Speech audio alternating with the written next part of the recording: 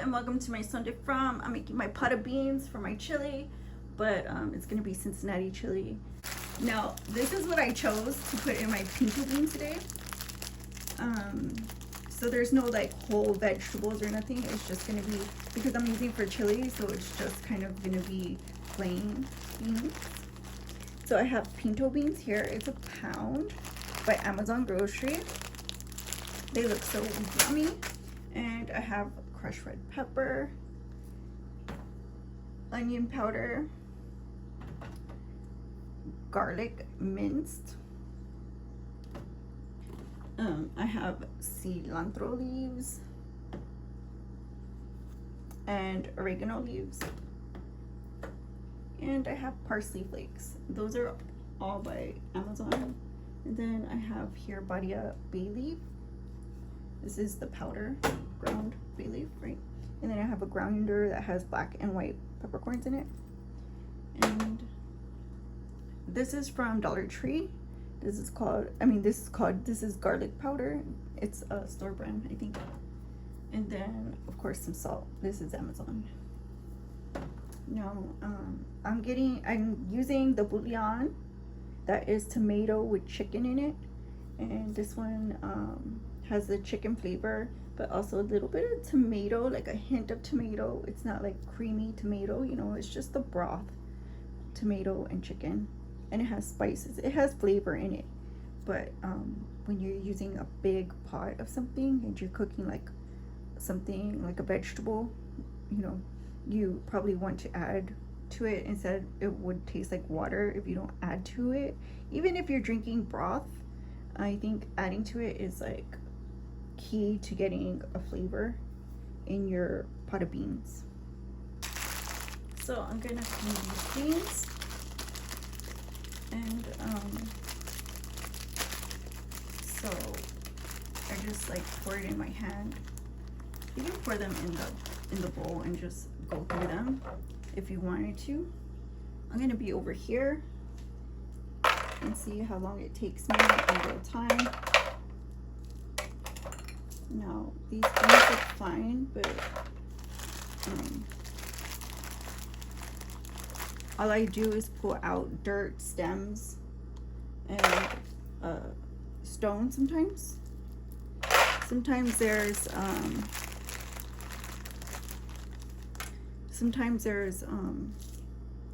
bad beans.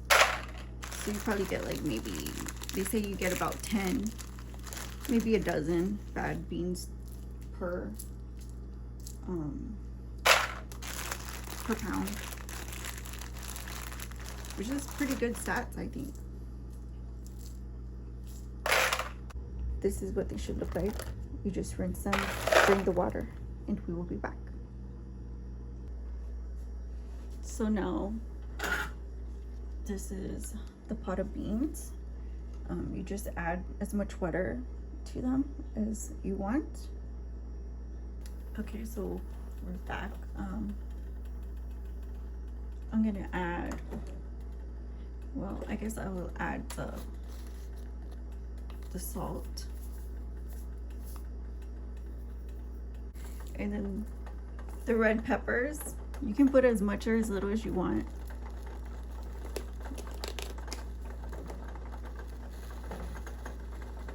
The onion powder.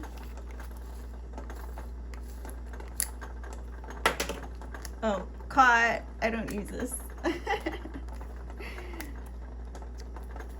open this.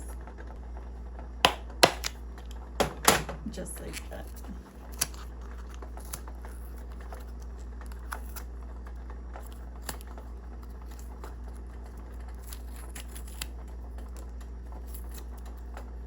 Okay.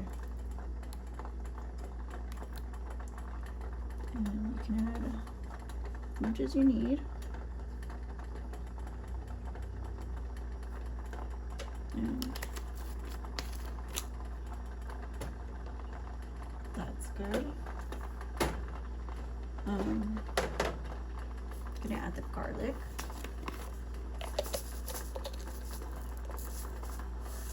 You can add as much or as little as you want to this too, because I feel like some people don't like the garlic.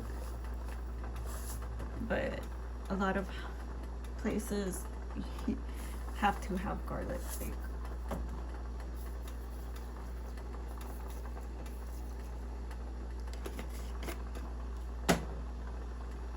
And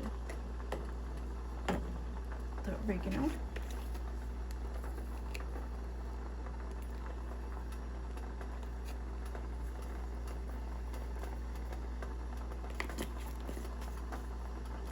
I don't like a lot of like leaves, herbs. I guess you call them herbs, right? Okay, herbs. I usually don't like leaves in there, like even though it's like considered spice. Or I like when you use the whole one. You can use the whole one and stick it in there. And parsley is pretty, so I'm not really particular about parsley, but definitely like cilantro and parsley and whatever else you use, oregano even. If you throw in the herbs bundled, you could just pull them out whenever they're finished cooking, and I feel like it kind of might taste better. And so I'm just gonna leave the those, and I'm gonna put the bouillon in and let it start getting flavor from the bouillon, and that's it. We're gonna let it cook, and then we'll add the remaining 5 ingredients to flavor up the beans, and hopefully they'll be done. I'm over here. I don't know why cooking makes me thirsty. I've been cooking all day, so what I like to do when I get the bouillon in, I keep it in the freezer, so I like to let it warm up, but then find it. If you can find it and crumble it up in the water with your spoon, I mean, you'd be good to go, because here it is. You see how big that thing is? No, how I do it, I just smash it into the side to disintegrate it, and then just let it wash into the pot of beans. Now the beans are starting to boil over, so I'm gonna turn it down. I just wanted to get it going, and I'll show you what it looks like. So far so good. Nice and seasoned. And yeah, we'll be back to like I said, add the rest of the ingredients, but don't forget to stir it. If you want to cover it, you can cover it, and I mean, to each his own. I'm gonna cover mine. Okay, so now you might want to test your bean and see if it's tender. If it's tender,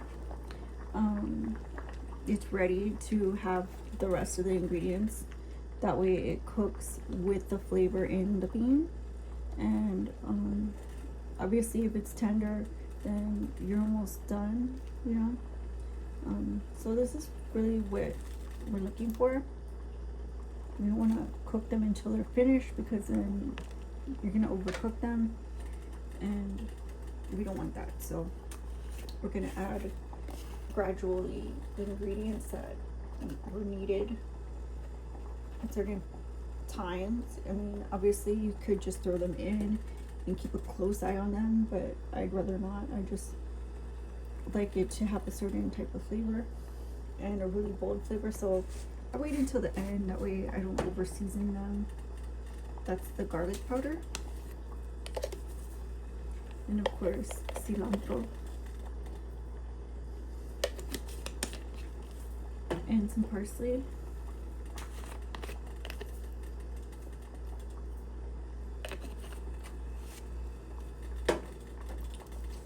Now this is a big bean ingredient for me, bay leaf. Just like onions and garlic, bay leaf and pepper. white pepper, black pepper. Both of them are good in bean.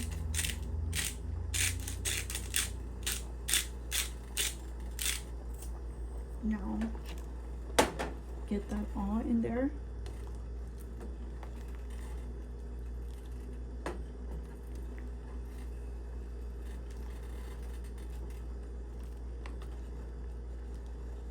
Just like that.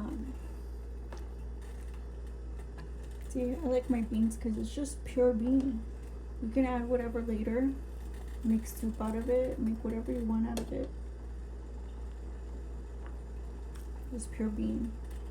And then you can cover it and cook it until it's nice and soft. Okay, so they're nice and soft. And I'm just gonna plate them.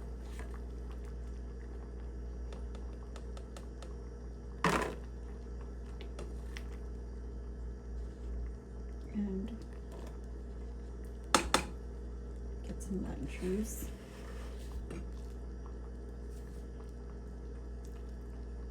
Also, I like to put some lemon juice on mine. And I'll just put a little bit. Just a drop, drizzle. And, ooh, this is hot. And then I'll just get a spoonful and give it a taste for you guys.